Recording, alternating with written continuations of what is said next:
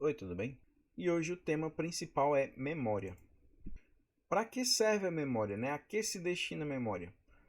Como o nome sugere, memória, ela vai servir para lembrar de alguma coisa. Então, ela vai armazenar as instruções referentes a um programa que está sendo executado.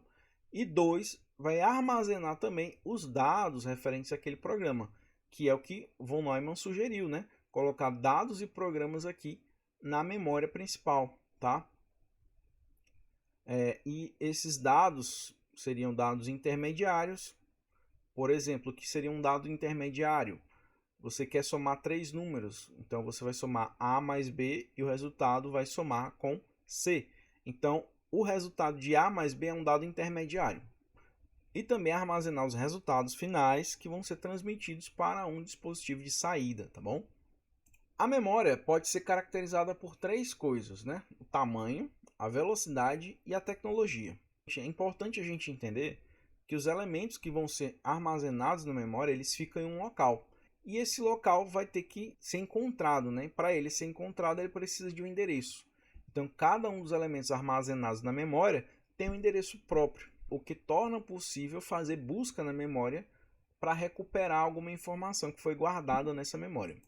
E como a gente viu na aula passada, a gente tem o byte, né, que é um conjunto de 8 bits, geralmente um conjunto de 8 bits, e é o que a gente vai tratar como unidade básica de informação. Então, tudo que é armazenado em um computador é armazenado em forma de bits, né, e em conjuntos de 8 bits, ou seja, em bytes.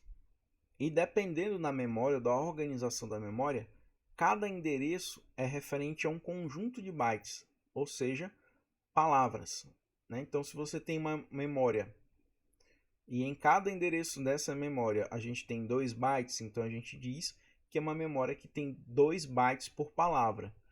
Ou se uma memória ela tem lá 4 bytes para cada endereço de memória, então a gente tem uma memória com 4 bytes de palavra e assim sucessivamente.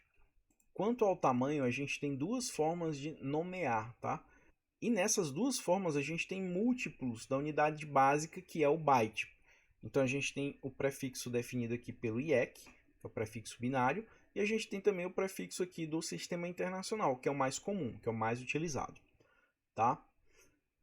Então, por exemplo, 1 byte, a gente vai ter o múltiplo que vai ser 2 elevado a zero aqui pelo IEC. Por que 2, né? Porque é um sistema binário, a gente tem zeros e uns. Tá?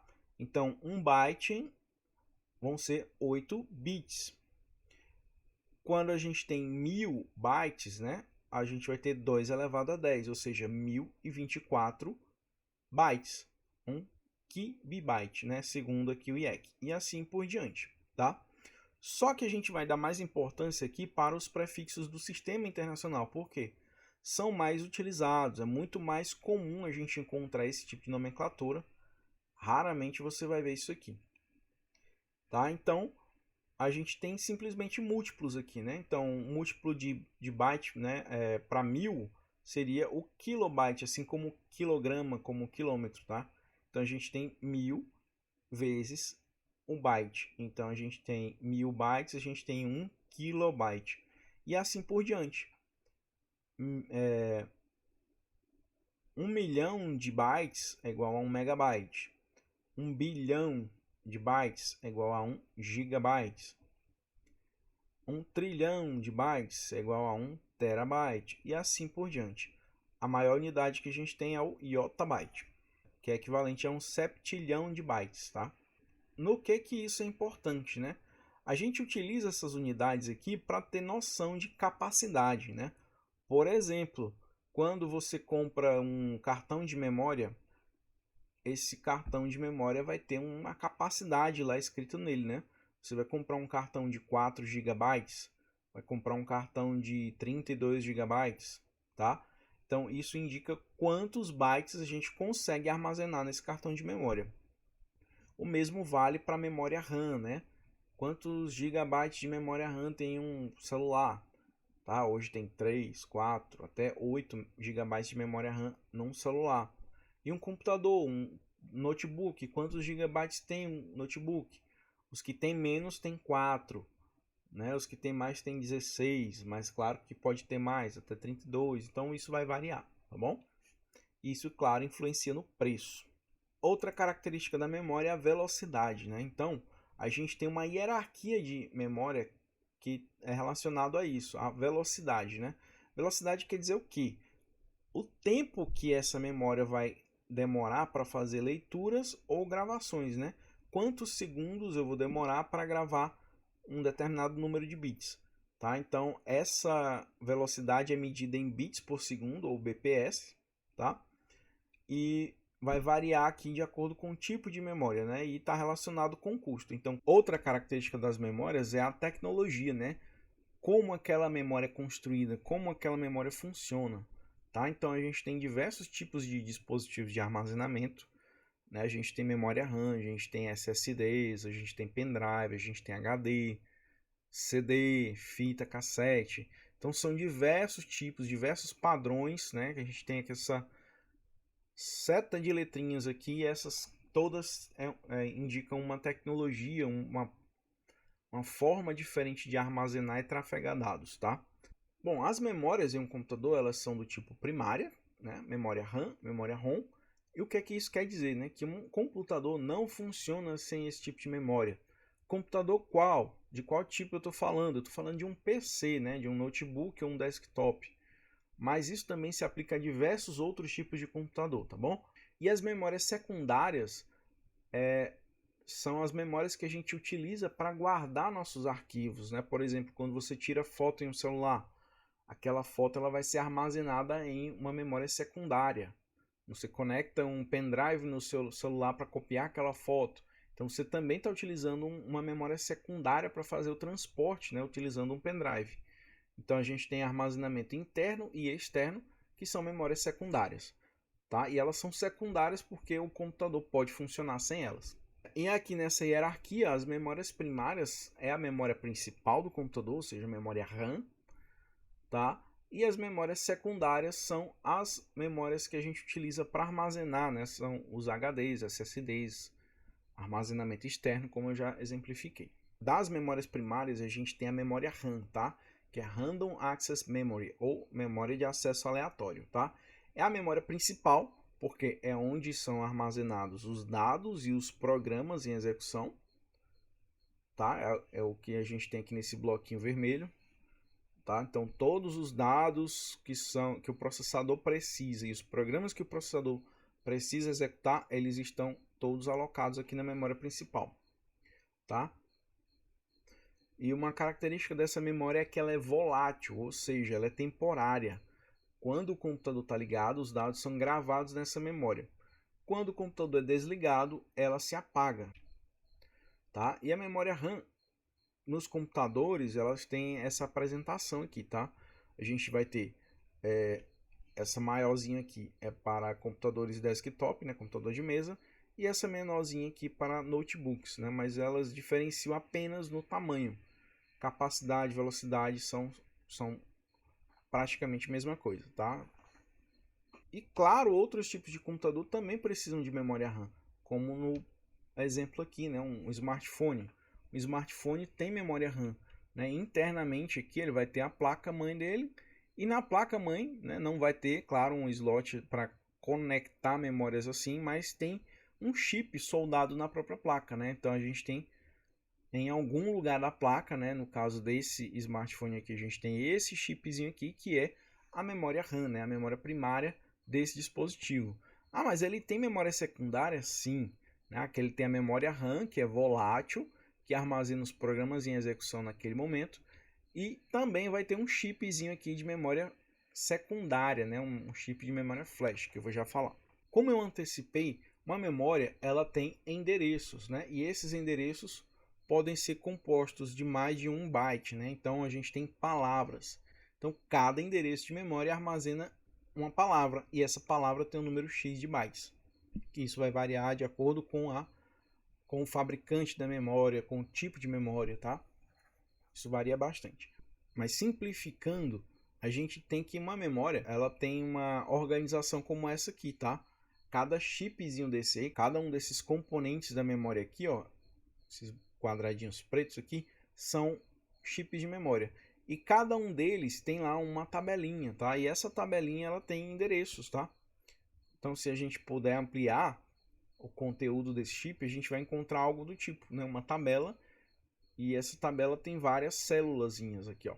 Então, uma célula com 4 bytes, ou seja, uma palavra de 4 bytes, e cada uma dessas posições de memória aqui vai ter um endereço, tá? Cada posição, né? Ou seja, cada palavra da memória tem um endereço.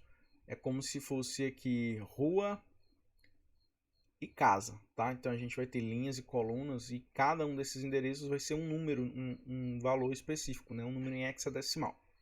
E continuando falando das memórias primárias, a gente tem um outro tipo aqui que é a memória ROM, tá? Essa memória ROM ela está presente nos computadores, né? Nos desktops e notebooks. Também está presente na grande maioria dos outros tipos de computador, tá? Esse tipo aqui específico, ela é uma memória usada em computador e significa, né, memória somente leitura. Por quê? Isso vem mudando ao longo do tempo, né? Mas no caso, a memória ROM original, né, lá nos anos 80, ele era um chip que ele era gravado na fábrica, ou seja, o software era gravado na fábrica e jamais poderia ser alterado. Então esse chip foi evoluindo, né? Então a gente tem aqui o PROM, que é agora a memória ROM programável, né? Mas o que é que isso muda para a gente? Não muda nada. Isso muda apenas para o fabricante, né? O fabricante do dispositivo. Como a memória ROM simples, o fabricante tinha que encomendar a memória já com o programa embutido e não podia fazer nenhuma alteração. Com a memória ROM, ele encomendava então memórias ROM virgens, né, para fazer a gravação na própria fábrica, né? Então ele tinha um controle do que ia ser gravado nessa memória ROM. Aí avançou um pouquinho mais a tecnologia e surgiram as memórias EPROM, tá? Que agora são apagáveis, né? Ó, Erasable PROM, né? A mesma Programmable Read Only Memory, só que agora elas são apagáveis, né? Ganhou o Ezinho aqui. E esse tipo aqui é o que a gente tem nessa foto, tá? Ó. Essa janelinha aqui servia para deixar passar a luz ultravioleta, né? Porque elas eram apagáveis utilizando luz ultravioleta, tá? Então por isso tinha essa janelinha. Então se você encontrar um chip desse tipo aqui, ó, um circuito integrado com uma janelinha, então é batata, é uma EPROM, tá? Não tem outro tipo de chip que tenha essa janelinha. Isso aqui era muito comum nos cartuchos do Atari 2600. Os jogos vinham em cartuchos e os cartuchos eram gravados, e os cartuchos tinham esse tipo de memória aqui.